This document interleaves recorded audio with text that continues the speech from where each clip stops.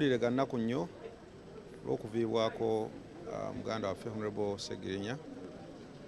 gatutuuseeko misana gya leero baasose ne bamubika ku makya abasawo ne bamala ne bagamba nti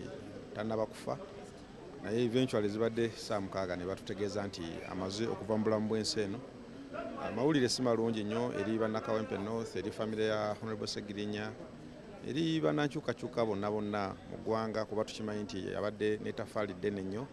ate naddala abakulembeze abaweerezaako naye ku mitendera egy'enjawulo kuba nze twali ku City Hall awo nga tuli ba councillors nga nkiikirira abantu b'e Lubaga nga Honorable Sseggirinya era ava Kawempe eyo era ne tuweereza naye emyaka gyali 5 nzijukira bulungi nnyo. Twaliko naye ne mu kalulu k'obwa sipiika ne yeesimbawoko naye yonna bwe twajja tutambula naye abadde yali muntu mumalirivu mu buli kyakola kyonna kyonna kuba ate y'omu ku bakulembeze bemmanyi mu bulamu bw'ensi eno abajja nga banyoomebwa Katonda n'amusitula ku levels zonna ez'enjawulo okutuusa wabadde amutuusizza. Oyinza okulowooza nti omuntu bw'atuuka ku level ya Parliament aba asenvudde nalala mu nsonga z'obukulembeze naye kyannaku nnyo